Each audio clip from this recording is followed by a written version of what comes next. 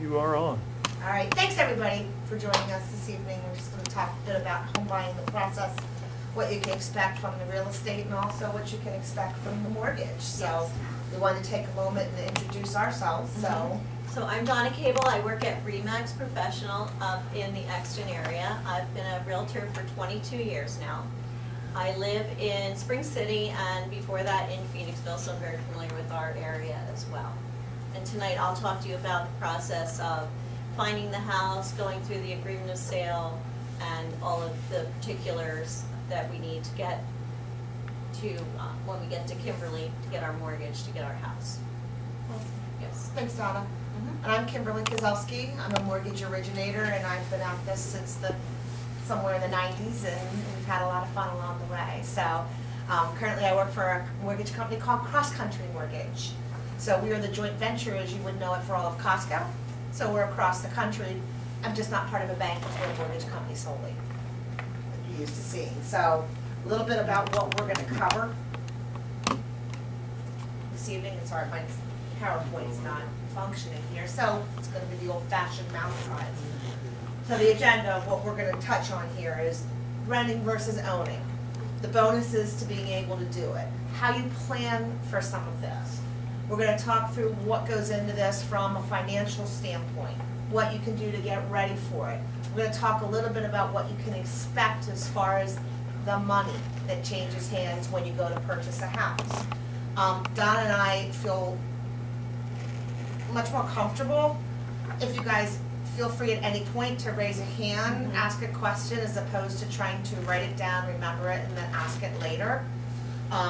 We're just going to be really conscious here of Mark's time to say we've got an hour. So with that being said, I'm going to turn this over to Donna. Sorry, I keep trying to look up there. Okay. For talking a little bit about buying itself. Okay. So let's go back to, you were on the internet and you were looking for homes. Talk to me a little bit about that process for you. I mean, you guys decide where you want to be, right? And you decide whether you want to be in a particular school district or maybe near your job or things like that. So location is very important. And the important part also is how much you can afford to buy, which also lends to what you were saying, to ask Kimberly, what types of programs do you have so I can get, you know, the most house for my money. So we'll talk about that too. So when you meet an agent and you talk about these things, we'll put together your game plan basically of where you'd like to be, how much you want to spend, what are the particulars about this house that you would like to have, and we go from there and we build that particular criteria. And then I will be able to find those things for you, and then we'll go out and we'll look at those particular properties and see what fits for you and your timeline.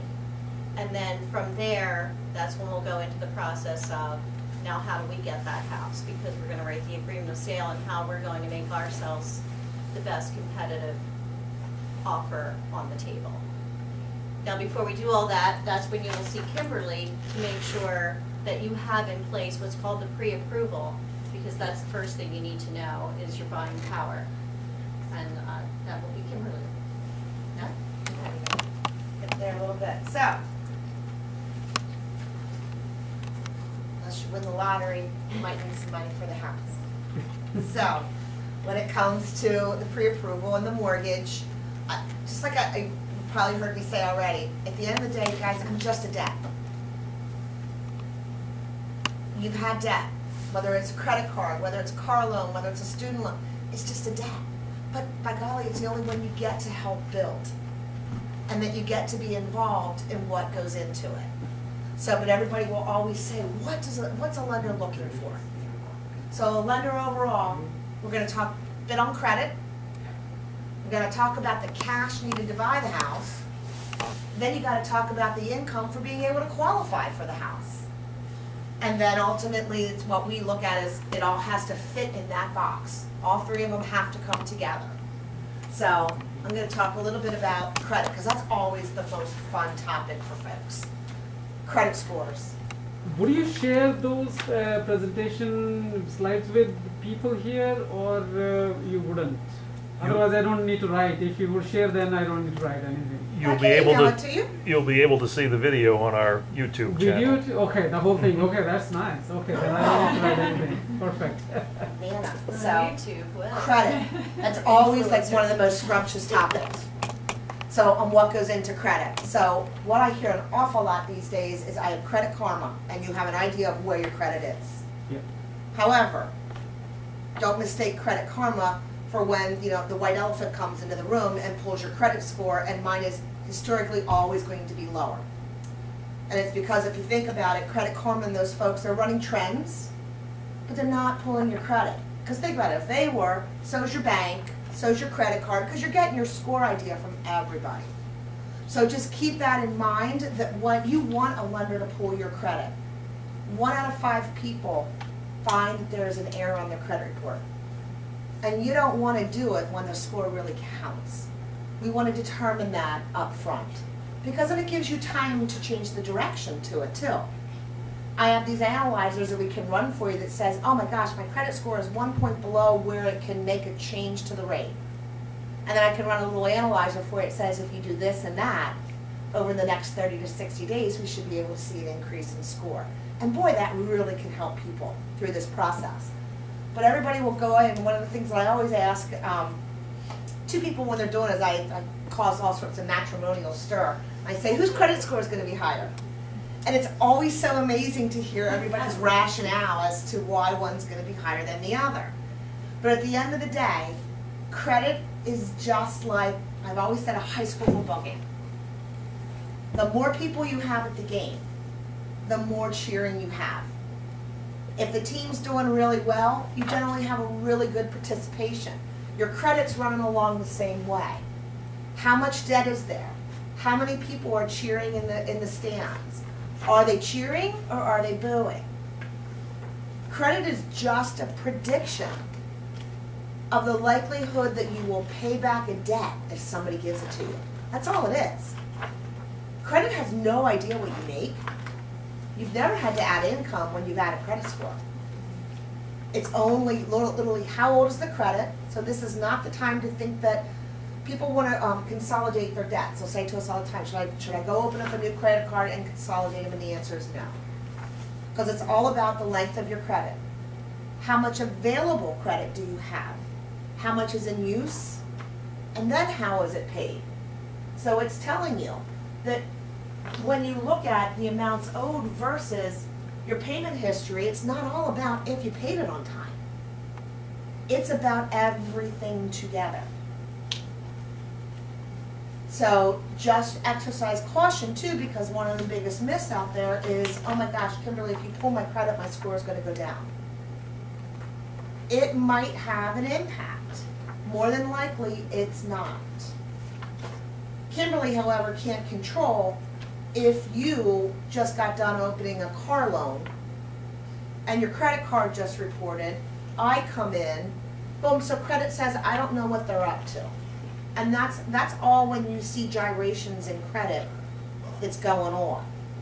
So is that if you're going to shop for a mortgage lender, should you be asking them when they're pulling your credit to have them pull it close to, does that make a difference, having them pull it closer together? it's a good question. So normally, like-kind credit pulls within 30 days are expected to negate each other. Because it says the consumer is shopping and they're shopping for at more than one place. So whereas if you had someone pulling your credit and then you did again 60 days later, but you also opened a credit card or a car loan or a student loan in between, and nothing's coming onto the report, then the agencies say, I don't know what direction they're heading. I don't know if they got turned down for debt or if about 5 new cards are about to open. So hence that's why you see some volatility in the score. But that's a good question. Anybody else have anything on credit? Anybody want to give me a stab? What do you think is a good credit score? I think they want 750 maybe? 750, going once, Same thing. going twice, Same thing. 750 it is. So normally anything over 700 is considered to be excellent credit.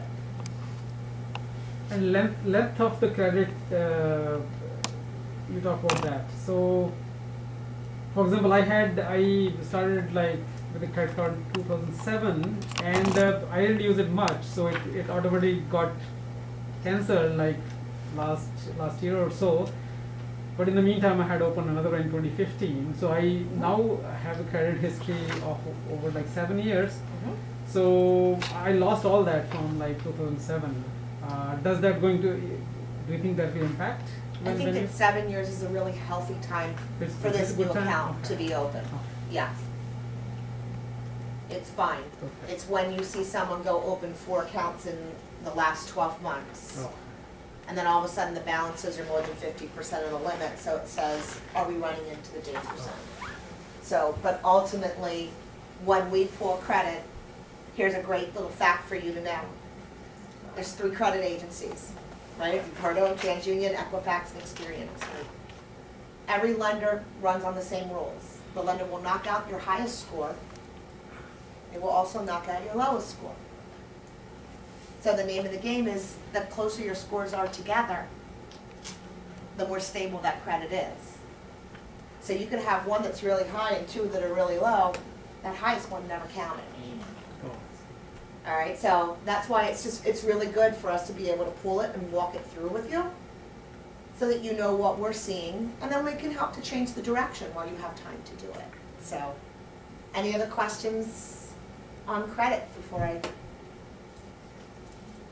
How far in advance do you recommend having the score pools? Like if we're just starting out and might not want to buy a house for a year, is that too early, or do you think that's a good time? I don't think it's ever too early Okay. at all, because if you think you're a year out, one of 2 things will happen. You're a year out, or you're 3 weeks out, because you start deciding you're excited about it, and all of a sudden you're looking, and all of a sudden something comes up. Yeah. So, and ultimately, credit inquiries will come off of your report every 180 days. So there'll never be a record that it was pulled the year before. But boy, oh boy, if there's a direction you want to change, now we have a year to do it. It's excellent. And like when you get pre-approved or pre-qualified or whatever, how long does that last for? Like does that expire after a certain period of time? The technical answer is 120 days. Oh. Because that's technically when a mortgage has to close under the date of the original credit. However, we have buyers that have been looking for houses for over 2 Yeah. years. So, if your credit score is stable and strong and where we want it to be, I'm not repulling it every 121 days. We're just sitting. We're just sitting. If all of a sudden you're real active and we're in and we know it can make a difference, or we were on the cliff of something, then I may say, let's explore it and make sure. But otherwise, no. Okay. To me, having information is so key for you down the road. Absolutely, and if I could also add, because I know this has happened, sometimes you don't know what your credit scores are, or that there's something on your credit report that you weren't aware of, and your score isn't what you had thought or hoped to be. And then if you're thinking a year out, but you know now what it is, it gives you that time for, and Kimberly will help you with that, with the game plan of what you need to do to get these things removed, whether it's writing a letter or trying, figuring out what's on the report. Is that correct? Correct. Yeah. Or maybe if you're not sure about how much money you need for down money and you're talking about that, again, Kimberly's very good about getting you in the position of where you need to be. So it's good to have all of that ahead of time, as opposed to saying, I'm going to buy a house in the next 2 months, and then find out, you have to change the game plan a little bit. And I think that's very helpful. Yeah, and it gives you a great sense too. Mm-hmm. So, anything else on credit? Because it's quite exciting. So, but otherwise, credit's the biggest part of it. Don't be shy. You can have more than one lender pull your credit. No problem at all. You had made a comment when we talked the other day that I don't think I knew, but when you said that they're looking at your monthly payment, not the overall. Mm-hmm. So I thought that was just interesting to Okay. know that that's what they're looking at, not what your overall balance is, because I would have thought it would have been the other way around. Great thought. So what she's referring to is, you normally think, all right, I have $10,000 in credit card debt. yeah, the lender's gonna say, right? We have no impact on your overall debt. The only thing that pulls through is the minimum payment as recorded by your credit agency. So sometimes people race to pay down their revolving debt, to which, you know, as soon as you buy a house, you're gonna go build it back up at Home Depot buying lawnmowers and home gadget stuff, right? So it's not going away.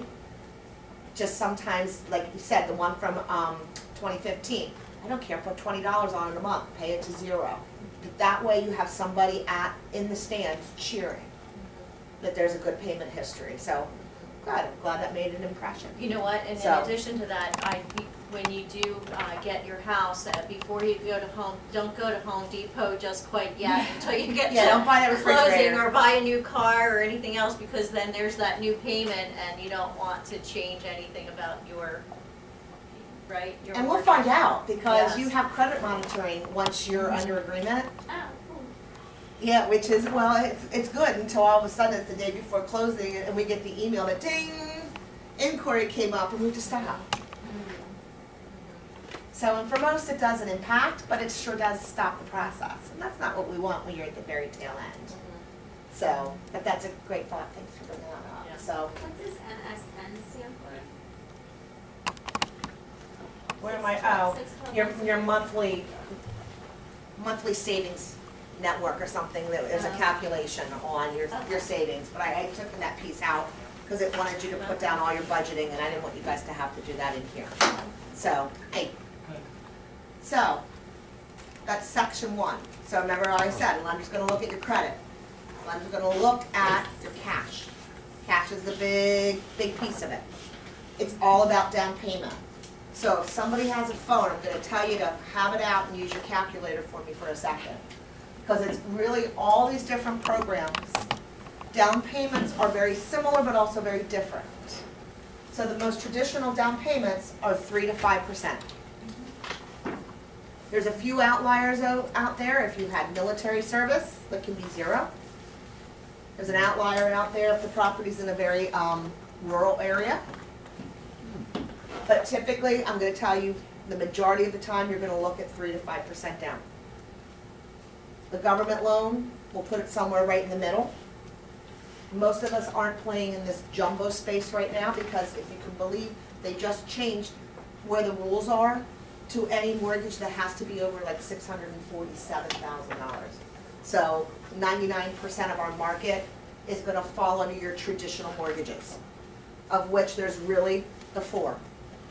One is the VA mortgage that we talked about. Any military? Yes?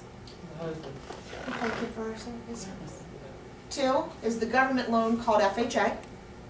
That's the 3.5% down. 3 would be the USDA loan that says 0 down, but it has to be rural. So most of our marketplace, again, is not falling into that space. Or 4, the most common is conventional. Anytime that we can help put you into that conventional bucket, Donna will say as a realtor, is generally considered to be more advantageous of an offer to a seller. So, here's your first aha moment. Let's just use 5% as an example. I have to get out my calculator too, but I don't think.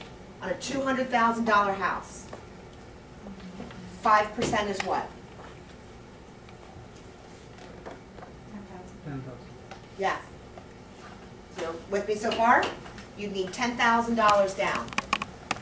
Everybody says, oh my gosh, I found a less expensive house. Didn't we, Donna? It was only $180,000. $20,000 less. What did your down payment change to?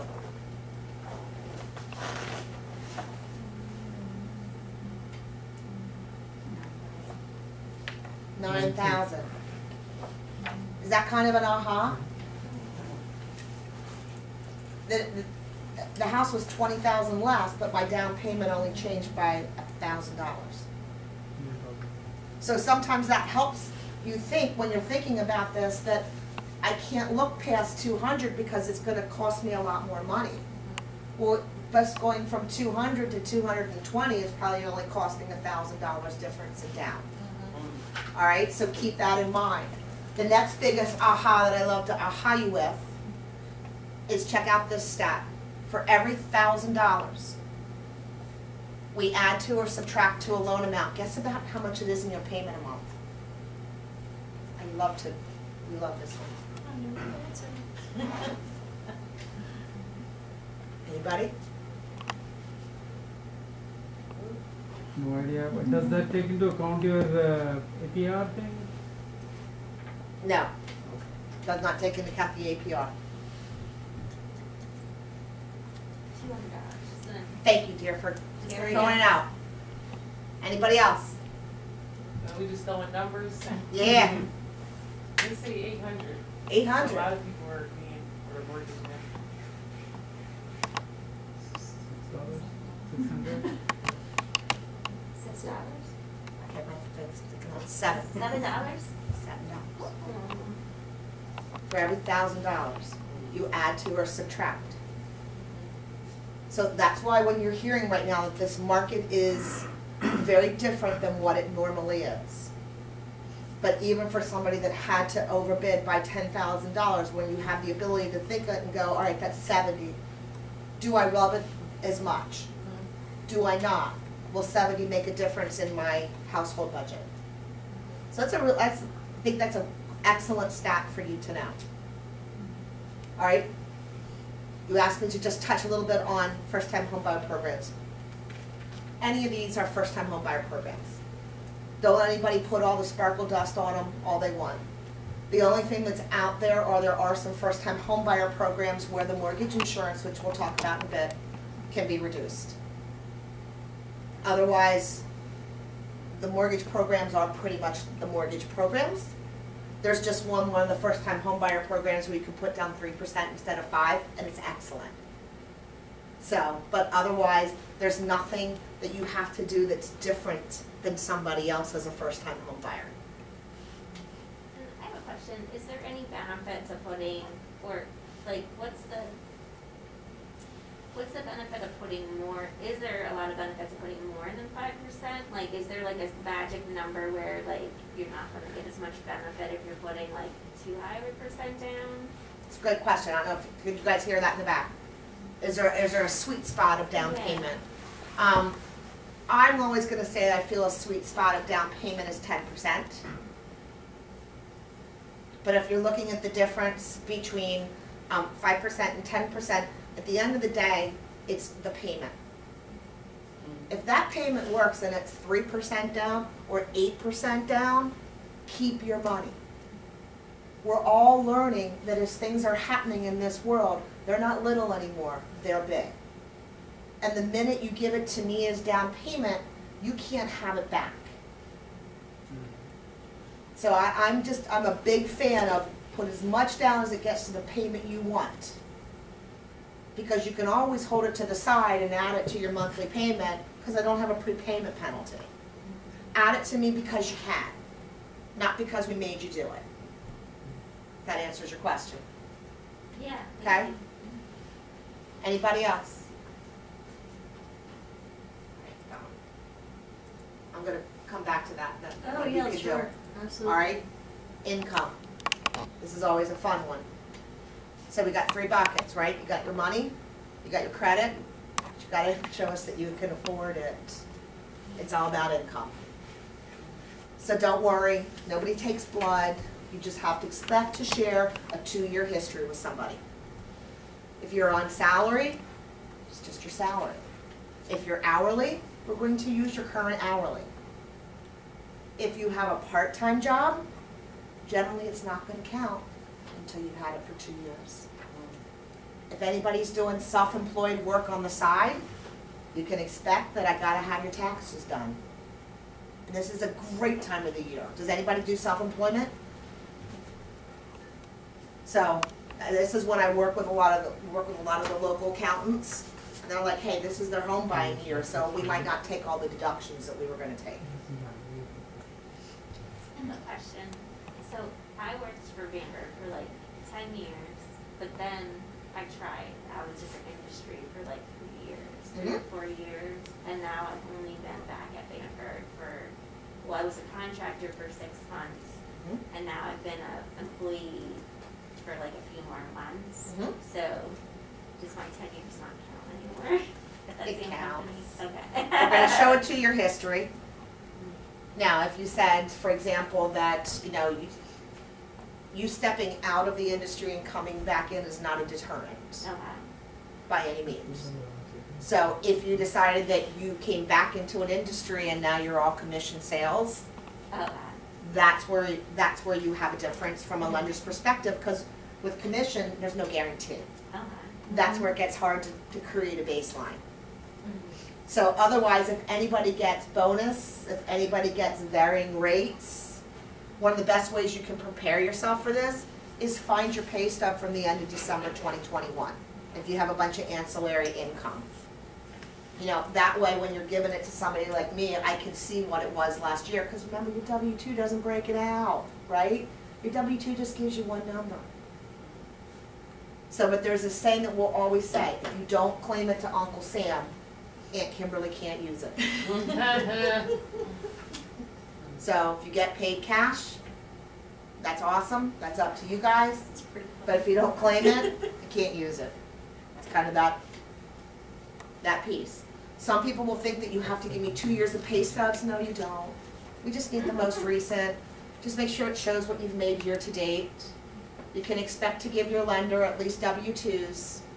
If anybody's bonused or something like that, you can expect possible federal tax returns and any schedules that go along with them.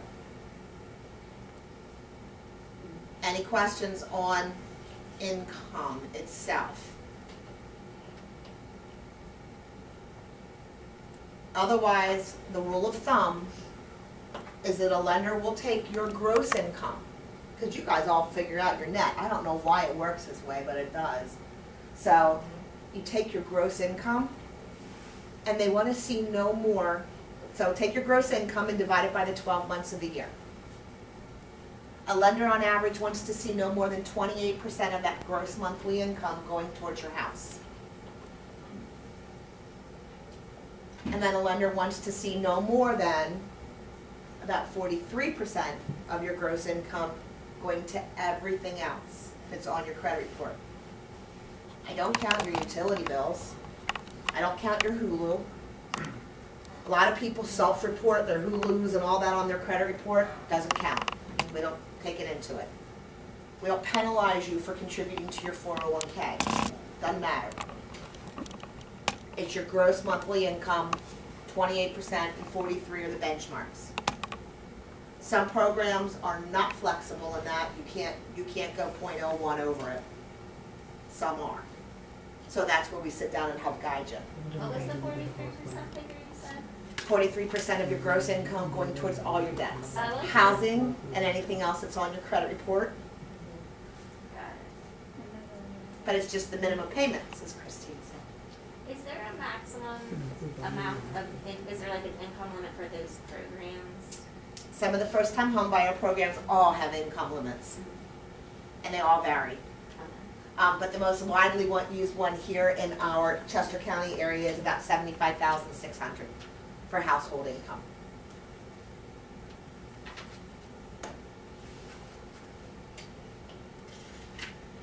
What questions can I answer on that fund? I have a question about PMI, but you said you were going there, so I will go there. I'm gonna wait and see if you answer it. I will. Anything on the 3 buckets? No, I was just wondering, so basically, like the lenders, they go by your income to see how much they're going to lend you? Mhm. So is it like the more you make, the more they lend, or like how does it? Somewhat, yes. Obviously, the more you make, the more income you have to invest into a monthly payment. Right. So, yes, to that. Now, you know what, let's just say we met today. Where rates are and were in December are very different than where they are today. They're moving. Please don't be nervous about that, because everybody thinks the world's coming to an end, that mortgage rates are going up. All they did was return to where they were pre-pandemic. Now, I was hoping they would have stopped there, but they are still running. So whether or not it's going to continue, we're here to tell you that we lived through our first mortgage rates being 8, 9, 10, 11, and 12. And we did okay. So ultimately, part of what's happening right now is not knowing where it's heading, but that's part of how we will work to educate you. That when we start with where rates are today, and if you don't find something and it's 90 or 120 days later, I'm already touching base with you going, hey, let's hop back on the phone, let's talk about the current state of the market, where things are, here's the impact to the payment now that it wasn't, you know, when we started this in December. So, and on average for somebody that was at 3.5% in December and it's now 4.5%, it's about $100 a month. So is the program, is it like a private lender or is it government lender, right? For what? So you're saying the first time buyers program. Mm-hmm. So like who is like The lender. so like how do you determine a lender? That would be me, like if you came to me. Mm-hmm. So of the different mortgage programs that we talked about, like the most common one is a conventional mortgage. It's considered the most widely used, the most widely accepted. Within that conventional program, every conventional loan is going out onto Wall Street. Did you ever hear the words Fannie Mae or Freddie Mac? Yes. Like they're the governing rule makers of all mortgages done by every lender in the country. So they each have their own first-time homebuyer program that we all tap into. Okay. So everybody's And I rules think are you the said, same. what's the other one? PH? FHA. Yeah. Is that? Because I know like they have like a government funded program. Is that like part of what you're? FHA is Federal Housing Okay. Authority, which is the government loan. Okay. Yep. Alrighty. Good question. So, but ultimately, the lender is the one that is pulling these different programs out from wherever we have access to. Because I know like you have to, it's like a certain process with the FAH. FHA. So like would you, like so say if I was to contact them to start the program, would like I'll be reaching out, will I be able to reach out to you or? Because if you tried to call FHA, Mhm. FHA would say, we don't do the mortgages. Okay. We're only the governing body of them. Okay. Call a local lender. Oh, well, see, So- because I look online, but I've never, they always say, call like the credit, they have like a credit, class you have to go to, but they never, specify that. Yeah, and there's all sorts of different credit classes. Most of them are a requirement using one of the first-time homebuyer programs, but we think they're wonderful. Yeah, because it's basically what you're doing tonight. You know, and you just want to learn something. So it's like I said, it's the most active you're ever going to be in a deck that you get to pick. So, and that's what's kind of what's nice about it. But anything else? Do you help us figure out like where to get the down payment from? Like, because there's like, I'm thinking like, I don't know if I should like, if I have like money in a retirement account, if I should sell it now, like sell things now, or at least put it in like cash in the IRA, or like those kind of things. Like, do you help figure out that kind of stuff? We will, but I can tell you right now, if you feel that some of your down payment will come from a retirement vehicle, then you're gonna leave it, you're gonna keep it there. Keep it in the IRA, Correct. but maybe make it more conservative investment so it's not tanking. If it's in the I stock can help you with a financial advisor too if you need it, but ultimately, no reason to pull it until such time as you decide that you need it. Because some of these options, shall we say, will give you the choice to just withdraw or take a loan. But sometimes you can withdraw without penalty when you are purchasing your home. But you have certainly sometimes a certain time period to do it. And generally to withdraw it, you have to submit Donna's agreement of sale to show that this is what it's for. So no reason to pull anything early. That's why when we sit down and I say, empty out the piggy bank for me, let me be in your head, tell me everything you got. Now, of that, what do you plan to use? Okay? Good question. Anybody else? Before I keep going. Here's your PMI. What goes into my payment? Principal and interest. Remember, how much did it change for every 1,000? 7. Right? taxes. Oy. Every house is gonna have different taxes. You can go with Donna and look at 5 houses that are all priced the same, and every one of them's gonna have a different payment, because everybody's taxes are different on the real estate. Alright, so that's part of what we're gonna walk through together during the pre-approval, because I'm gonna educate you on how that works. Every house has to have homeowners insurance. Some of your houses that you might look at might also have association dues to live there. Whether it's a condo or a townhouse, heck, a whole bunch of single families have associations anymore. So that will become part of your qualifying, but it will never be part of your mortgage payment. Does that make sense? You will always pay association dues directly to an association, but we have to take it into account, because if you don't pay them, they can lien you. But the biggest culprit out there is something called PMI. So everybody goes, right, it's ugly, it's bad. And I say, how's that rent working for you, right? That's not tax deductible at all. So PMI will be a requirement, folks, when you don't make a 20% down payment on the majority of programs out there. It's a requirement. The more down payment, the lower the PMI. The less down payment, the higher the PMI. That's all it is. It doesn't benefit you, and it certainly doesn't benefit me. Because the only reason PMI occurs is if you default on it, it's insurance to the lender because we're about to lose our shirt. That's all it is. The one I said to you that the most common type, if we can help you get into the conventional loan that we can, will because with that government loan called FHA, they made the mortgage insurance permanent. So you can work really hard and pay half of the house off, and the PMI is still going to be there. So hence, 9 times out of 10, we want to help get you into the bucket that's conventional just for that reason alone. All right, but the payment itself, sometimes it can be split half down the middle. It can be $1,000 for the house, but it can be almost $1,000 for the taxes and insurance, depending where you buy in the association. So that's part of all that we'll walk you through. So you'll see that's when Donna, when you talk with Donna about the areas that you want to look at. Like that she's a savant in knowing that taxes are higher in certain areas than others.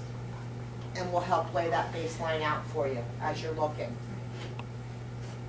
Anything else on PMI? No, that was my question, because I thought that was my understanding, was that, that the FHA was permanent and that PMI, is 20, once you hit 20% equity, but you have to ask to have the PMI removed, correct?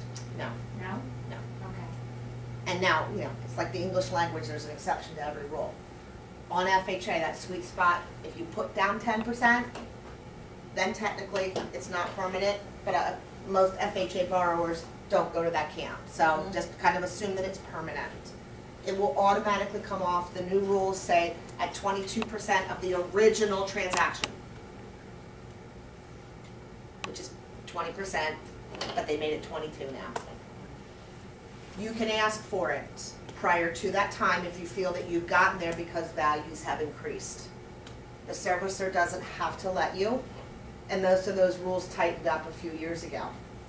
Because a lot of people are calling, going, my house increased 10% this year, get it off. You know?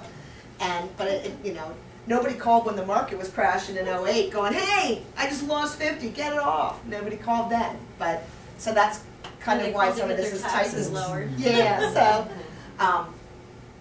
but did I answer the question then on the PMI? Yes? So, anything else on the payment that I can answer for you guys? So we kind of hit my 3 buckets. The credit, cash, qualifying, programs, what we will do with individual pre-approvals, but not here this evening, is once we start working with numbers and having the credit and I help you build a program and take a look at options, we spend an hour on the phone debriefing. And that's when that's when I really break some of the numbers out for you on what goes into what bucket. All right, but that's where we spend an awful lot of time. So, is PMI more likely to happen if you have a lower down payment, or if you're like, what causes PMI? Is it just not having enough down payment? The rules say anything less than a 20% down payment has PMI on it. You will see it advertised, no PMI loan. It's not, it's just been built into the rate. It's just like anything. But it's just a rule. And How if else it's somebody built wants to into the dance rate, it? then you can't ever waive it though, right? Correct. So there's no benefit to that. Usually, you know, but now for some reason our generation doesn't hold on to their houses for 30 years either. You know, we normally hold on to them for less than 10 on average. So, you know, if I had a higher rate for 10 years, but I didn't have a higher PMI, and all of a sudden it was tax deductible, because my interest is tax deductible, where my PMI isn't. Okay. So I don't know, there's times, Yeah. but We're refinancing it, you know, we can But you'll refinance see, I'll it. get real creative with you guys, depending on down payments. There's sometimes when we'll buy it out and take it out of the payment and do all sorts of fun things, but that's not for here.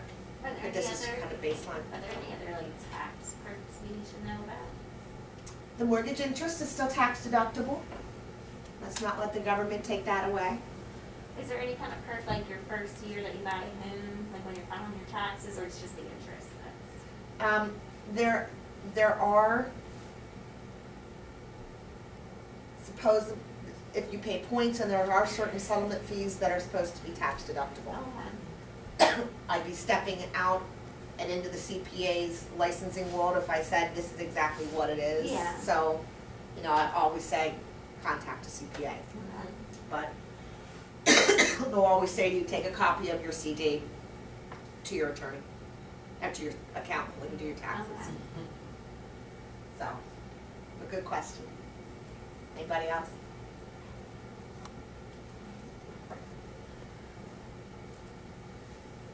All right. The last thing that I just want to touch on is when we do our pre-approval. Most realtors will say to you, before you can go make an offer on a house, they generally will say, talk to your lender first. That way they know before they're going out with you, A, that you're pre-approved, because it's the first thing they're going to ask for when they write an offer. And the good news about this area is that you have a lot of agents like Donna that are veterans. And right now, in this marketplace and going forward, it means something. If they have somebody that's an out of the area realtor who's stepping in, if you have an internet mortgage company and they have two offers that are the same, we're just gonna tell you right now, they're keeping it local. Because if you have 20, you know, we just won one, we were part of 24 offers on a house. It happens, yeah. It happens right now. So in turn, but because the agents both knew each other and they knew me, you know, that means something right now for you guys.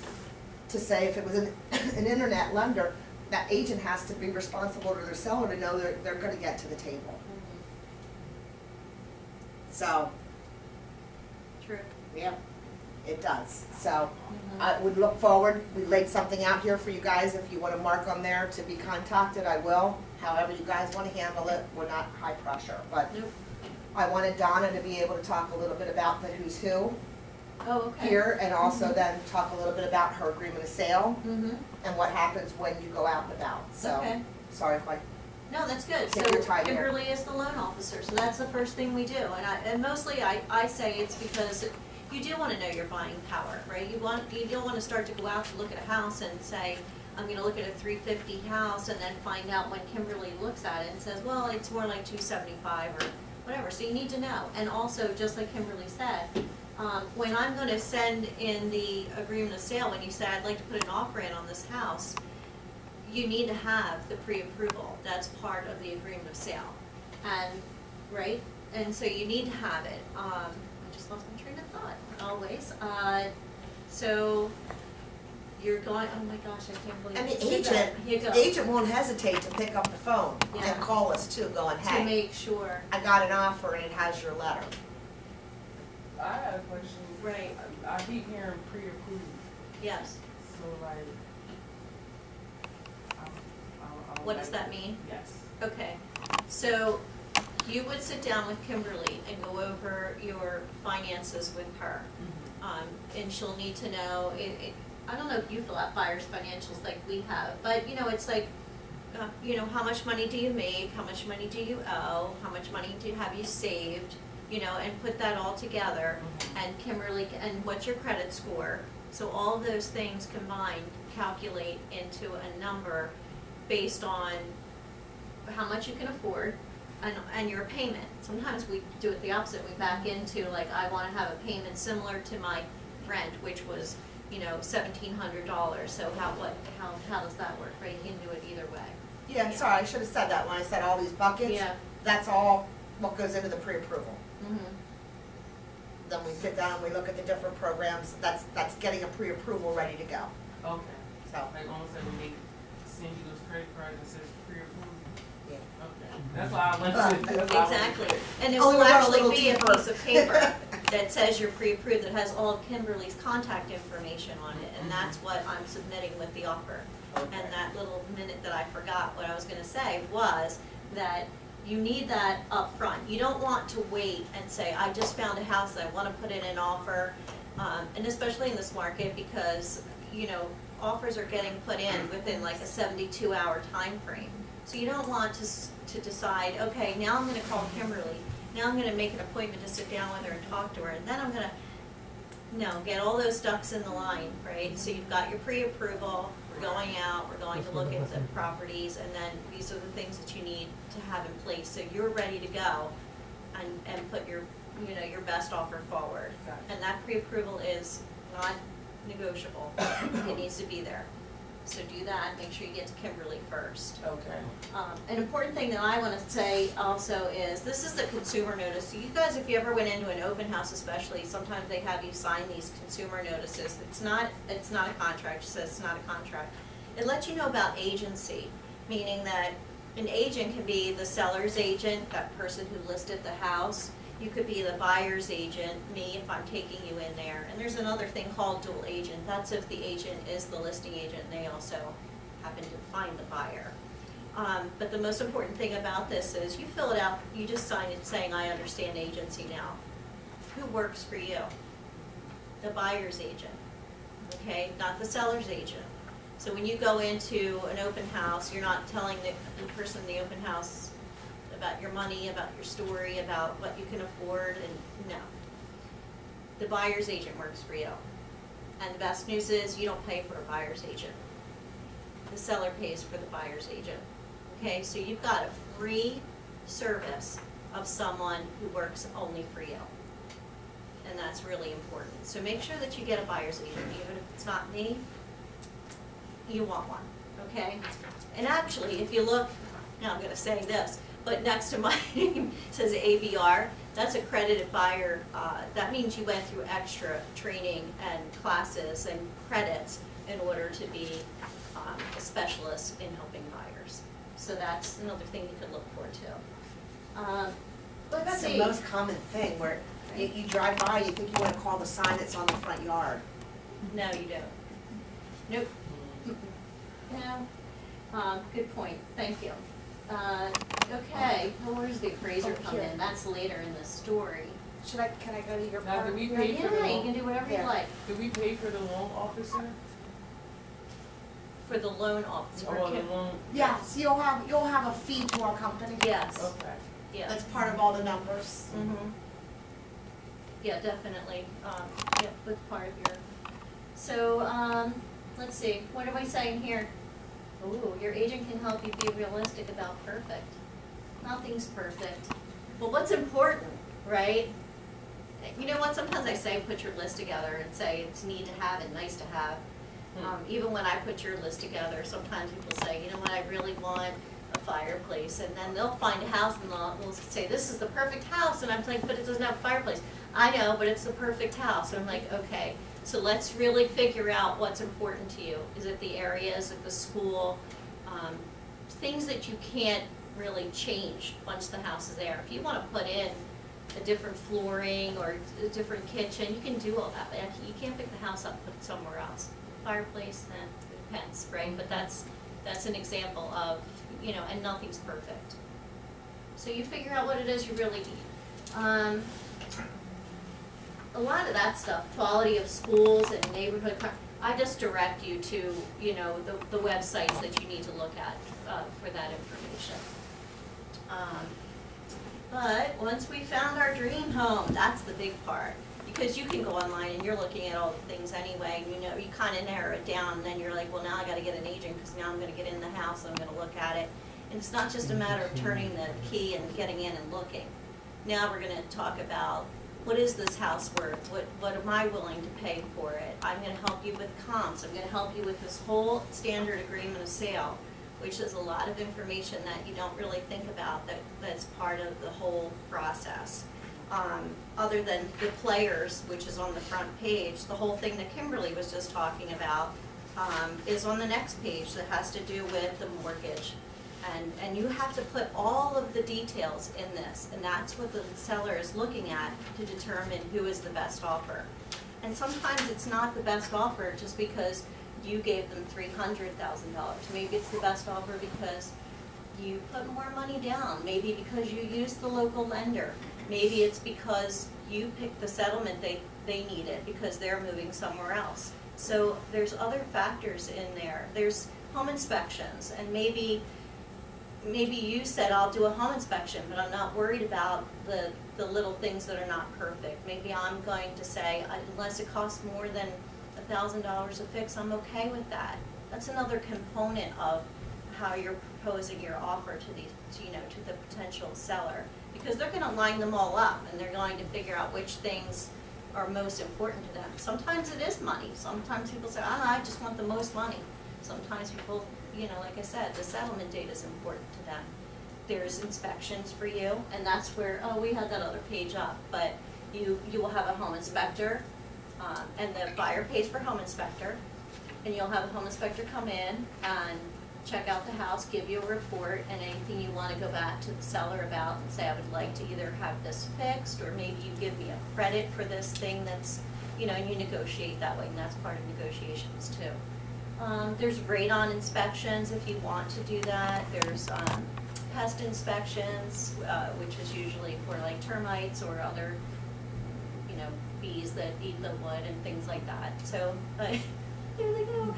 So things like that you can look for as well. So that's the big piece of having a buyer help you with the price, the value of the house, the area, the comps, how to position yourself, your mortgage, your inspections. Who helps you find the inspector or title searcher? Like, is all that you? Are you that person, or A is it that combination. person? Yeah, exactly. And she We would help have with a all title the company home that, inspections and. right, I have home inspectors that I've used for years.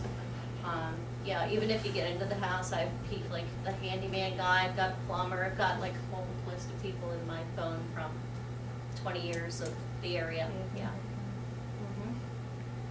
Yeah. Where are we next? I went over to the home inspection because you were talking a little bit about the different stuff. Yes, yeah.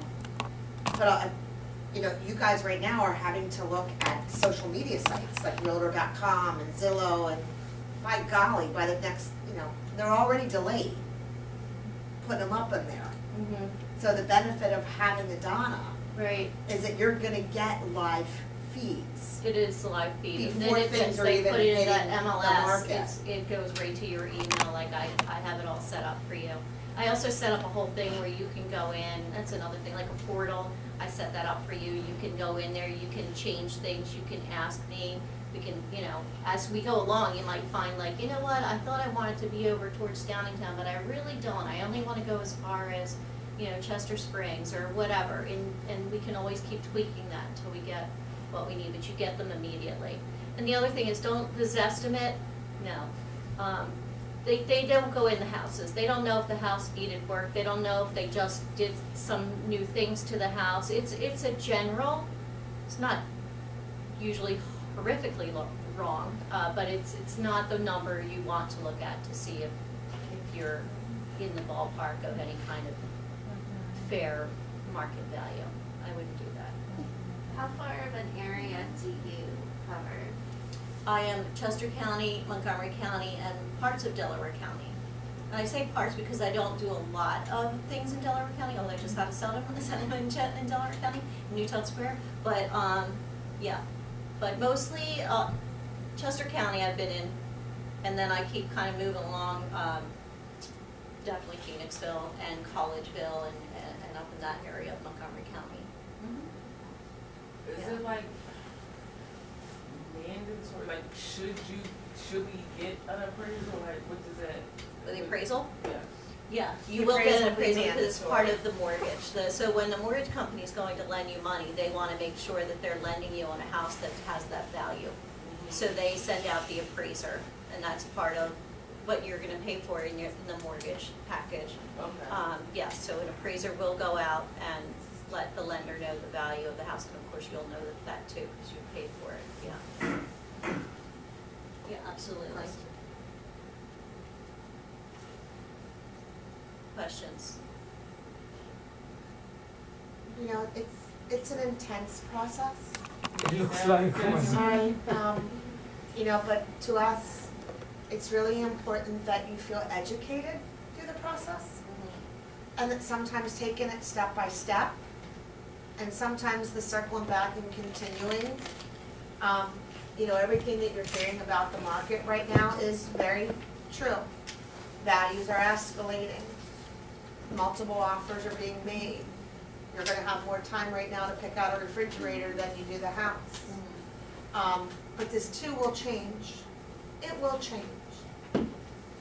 So, but the more that you feel that you can get educated in how everything works, however long that takes, we're here. You know, so we thank the library and Mark for Absolutely. letting us just kind of come in, like it's too easy anymore. People don't do face to face, and this is the most amount of money you're ever going to spend on something. So by golly, we're not doing it through somebody you can never see. So we're both here and we're both local. You know, and sorry, we were just trying to make sure we normally chat much longer, so. We're learning how to do this faster. You have but- one more slide, we were told. Oh, I did, it was just like, We need to know breakdown it? of costs and Oh, such, okay, so. okay. But that's kind of what we will all walk through together, But like you know, to break it into all buckets the for you. monies, like this where it says, like this money's here, like y'all, you guys, y'all position, it's all in like, so I'll have to pay like separate monies if you all in that one. It's all gonna be one. Okay. You'll write a deposit check, and you'll probably pay for one thing for me up front with the appraisal, but no, everything. So we'll I'm get gonna the give you numbers. 35 numbers, we're gonna show you how Yeah. it works, Okay. and you bring one number. Gotcha. So, and as you saw, like, the biggest number is normally down payment, right? But at $20,000 shift in the price, we changed it by $1,000. Isn't that crazy? You know, so, did we help educate you guys a bit? Thank you. Absolutely.